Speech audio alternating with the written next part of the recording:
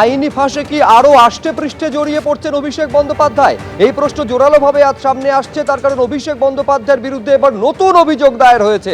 মহেশতলা থানায় এই অভিযোগ দায়ের হয়েছে। এবার তার বিরুদ্ধে অভিযোগ 11টি দিঘি সহ 52 বিঘা সরকারি জমি রিয়েল এস্টেট সংস্থাকে হস্তান্তর করার অভিযোগ। মহেশতলা থানায় অভিষেক বন্দ্যোপাধ্যায়ের বিরুদ্ধে এই অভিযোগ দায়ের করেছেন বিজেপি নেতা অভিজিৎ দাস ববি। আরো বিস্তারিত এই নিয়ে জানবো, সরাসরি কথা বলবো আমাদের প্রতিনিধি হিন্দল দের সঙ্গে। হিন্দল, এই যে নতুন অভিযোগ দায়ের করেছেন বিজেপি নেতা অভিষেক বন্দ্যোপাধ্যায়ের বিরুদ্ধে, কি রয়েছে তাতে, কি তার অভিযোগ? একেবারে শুভ্রজিৎ, তোমাকে বলে রাখি, এই বিজেপি নেতা অভিজিৎ দাস ববি তিনি বিভিন্ন অভিযোগ কিন্তু অভিষেক বন্দ্যোপাধ্যায়ের বিরুদ্ধে করেছেন। কখনো সেবাশ্রম নিয়ে অভিযোগ করেছেন, কখনো বা চিকিৎসা সংক্রান্ত বিষয় নিয়ে অভিযোগ করেছেন, এবং একাধিক অভিযোগ তিনি এর আগে করেছেন, এবং জমি দখলের অভিযোগ রয়েছে। এর পাশাপাশি তিনি আজকে মহেশতলা থানায় একটি অভিযোগ দায়ের করলেন। এই নিয়ে মোট 14 নম্বর অভিযোগ তার হলো, তেমনটাই তিনি বলছিলেন। 14টি অভিযোগ তিনি করেছেন অভিষেক বন্দ্যোপাধ্যায়ের বিরুদ্ধে। মহেশতলা থানায় আজকে তিনি দলের কর্মী সমর্থকদের নিয়ে অভিযোগ জানাতে যান, এবং তার যেটা অভিযোগ যে মহেশতলা এলাকায় একটি নামী রিয়েল এস্টেট সংস্থাকে সেই এলাকায় কিন্তু রীতিমতো অভিষেক বন্দ্যোপাধ্যায় এবং তৎকালীন যেসব জেলা প্রশাসনের কর্তা ব্যক্তিরা ছিলেন তারা সকলে একত্রিত হয়ে রীতিমতো সরকারি জমি কিন্তু হস্তান্তর করে দেওয়া হয়েছে, এবং সেখানে কয়েকশো কোটি টাকার কিন্তু দুর্নীতির অভিযোগ তিনি তুলেছেন। এবং যেখানে যে জমি প্রসঙ্গে তিনি যেটা বলছেন যে 52 বিঘা জমি এবং 11টি জলাশয় ছিল, সেগুলো দিঘি ছিল বলেই তিনি বলছেন।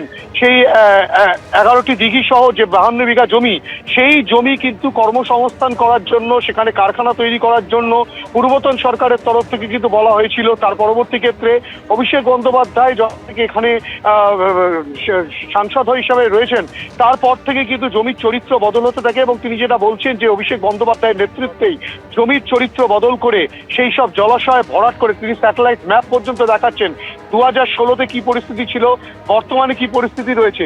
সেই পরিস্থিতিতে কিন্তু সেই সব জলাশয় ভরাট করে নির্মাণের কাজ চলছে। একটি নামী নির্মাণকারী সংস্থা এবং যে রিয়েল এস্টেট সংস্থা, তাদের কাছেই কিন্তু সেই জমি হস্তান্তর করা হয়েছে, এবং সেখানে কয়েকশো কোটি টাকার দুর্নীতি হয়েছে, তেমনটা এই অভিযোগ। এবং তারই পরিপ্রেক্ষিতে অভিষেক বন্দ্যোপাধ্যায়ের বিরুদ্ধে এবং তৎকালীন যিনি জেলা শাসক ছিলেন, জেলা শাসক সহ প্রশাসনের যারা কর্তা ব্যক্তি ছিলেন, তাদের বিরুদ্ধে অভিযোগ জানালেন, এবং এটা যাতে এফআইআর হিসাবে দেখা হয় এবং এর জন্য যাতে স্পেশাল ইনভেস্টিগেশন টিম গঠন করে তদন্ত করা হয়, সেই দাবি জানাচ্ছেন অভিজিৎ দাস ববি। তেমনটাই কিন্তু তিনি আমাদের স্পষ্ট করেছেন।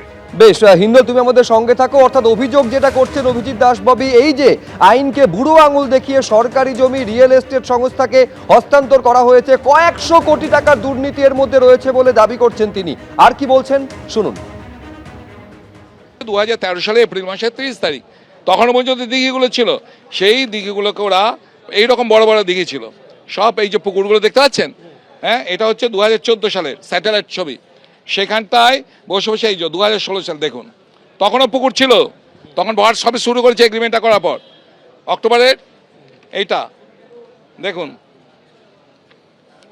এই 2024 সমস্ত বিল্ডিং তৈরি হয়ে গেল।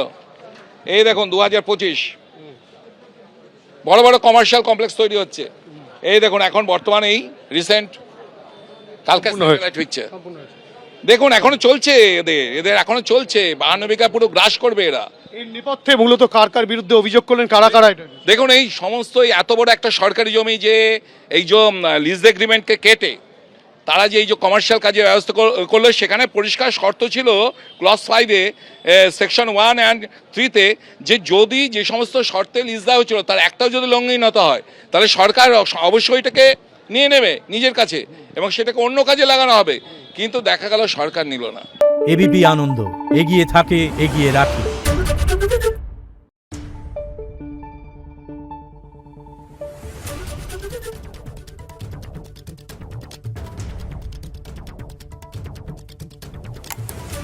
Thank you.